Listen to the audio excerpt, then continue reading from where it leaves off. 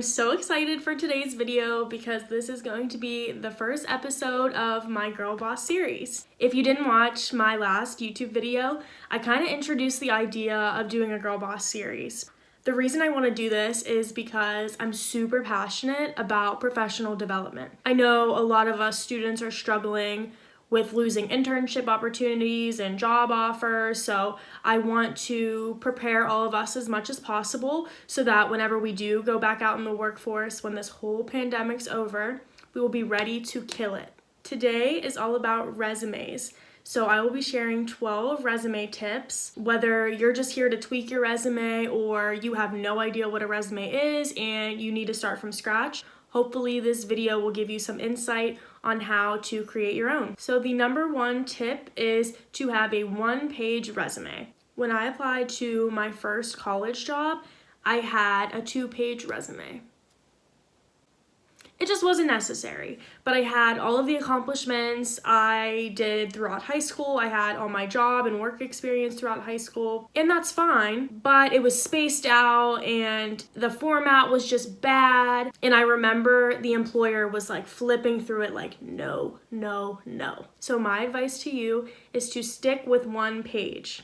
Employers actually only take an average of 6 seconds to look at resumes, so don't waste those 6 seconds for them to flip through all the pages that you have of the experiences that really don't matter. Keep your resume short and sweet, but also informative. Tip number 2 is don't use a template. I know this is tempting because there's like hundreds of templates on Microsoft Word, but if you send your resume digitally to an employer, sometimes they have the ability to see that you used a template, and it just shows that there's a lack of effort there. I know templates are super easy to use. You can just plug in your information, but if you're sending a digital copy of your resume, I do not recommend using one.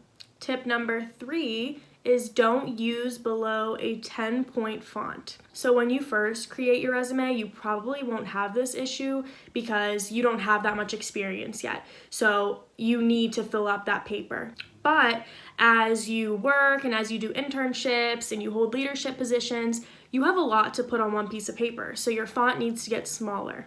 But keep in mind that it's very difficult to read fonts when they're below 10. I think right now I have about an 11.5 font size, and that looks pretty small. So as you build your experience, you're gonna have less room on your resume. Try to just keep it concise. Try to keep the font small, but not too small. You want your employer to read everything that you have to offer. Tip number 4 involves your address. So I know throughout my college career, a lot of my friends ask, which address should I put on my resume? I personally have both my home address and my campus address, but if you are applying for a job or an internship somewhere, I recommend using the address in which you will live in when working for that position.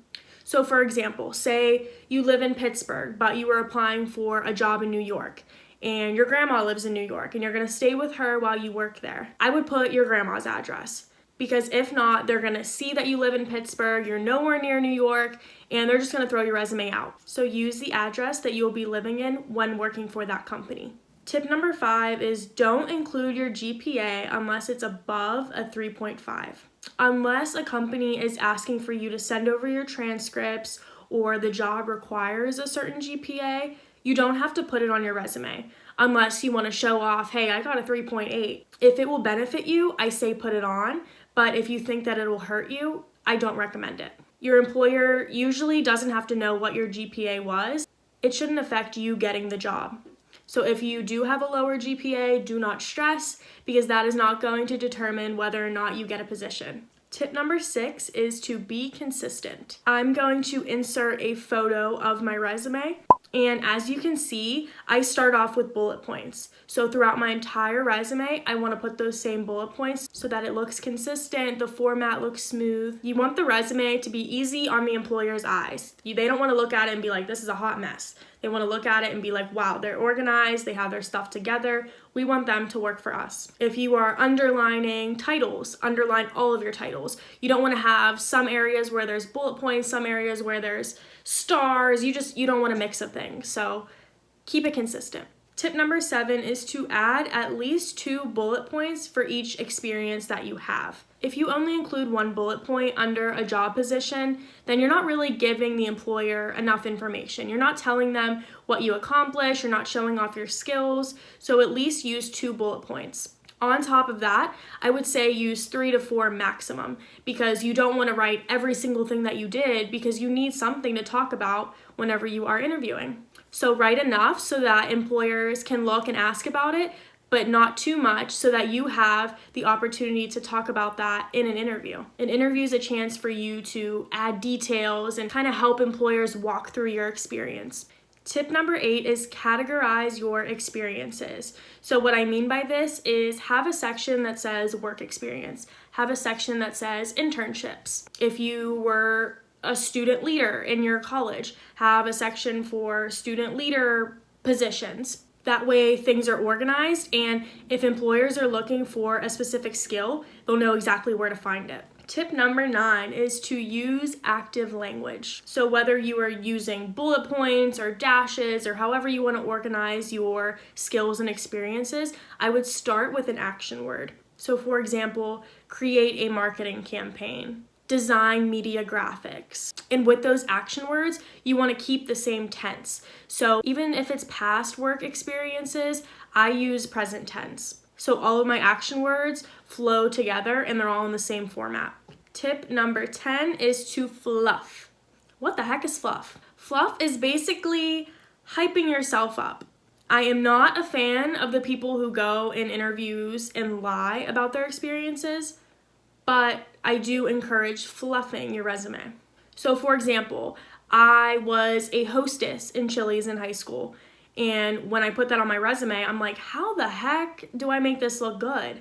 And instead of just saying seating guests, you can say welcoming and communicating with guests, organizing and managing seating. Those things just sound a lot better than it would to say, yeah, I just sat customers whenever they walked in the door. It's not lying because those are things that you did, but it just sounds a lot better. With that being said, please do not be embarrassed about those high school jobs, college jobs that you have.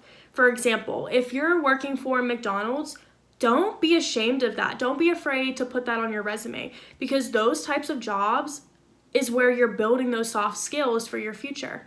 If you talk to a lot of adults in the workforce, they say that some people just don't have those soft skills. They don't know how to work with a team. They don't know how to communicate. They don't know how to resolve conflicts.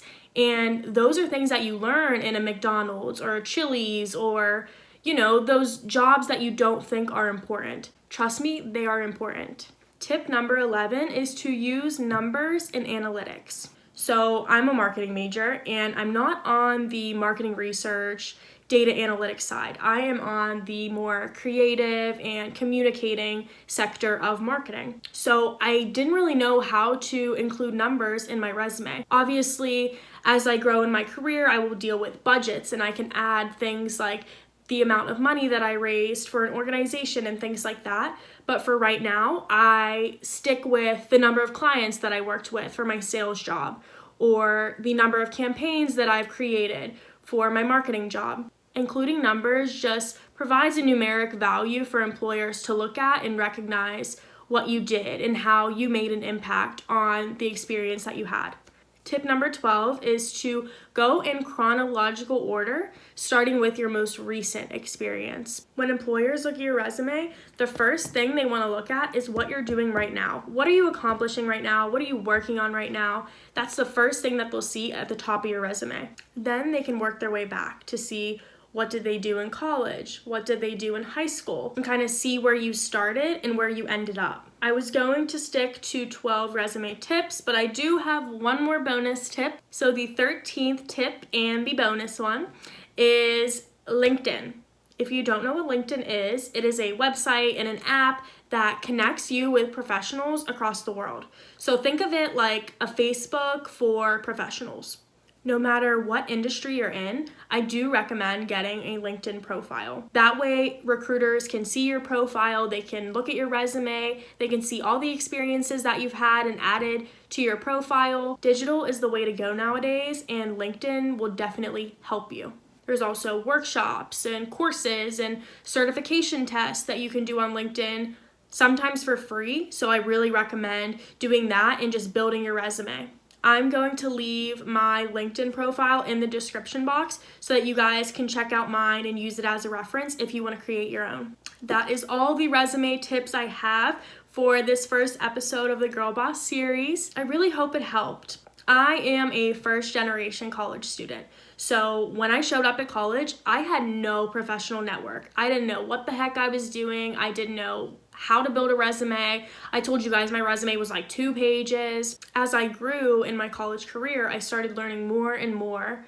And every time I went through an interview, I would email the employer and ask, hey, how can I improve? I would go to resume workshops and ask, hey, how can I tweak my resume?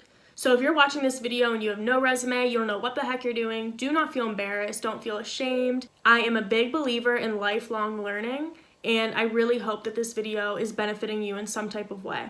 Guys, I'm like so excited because this is my jam. Professional development is my jam. I don't know if you can tell, but this is just so easy for me to talk about and discuss. So I really hope you like this video. There will be many, many more to come. I'm thinking about doing interview tips, cover letter tips. You want to know how to dress for an interview? I'll help you with that. I'm all about us taking on the workforce and being the best employees that we can possibly be. So again, I thank you so much for watching this video. If you don't already, follow me on Instagram and subscribe to my channel. There will be many, many more videos like this to come. Thank you so much for watching.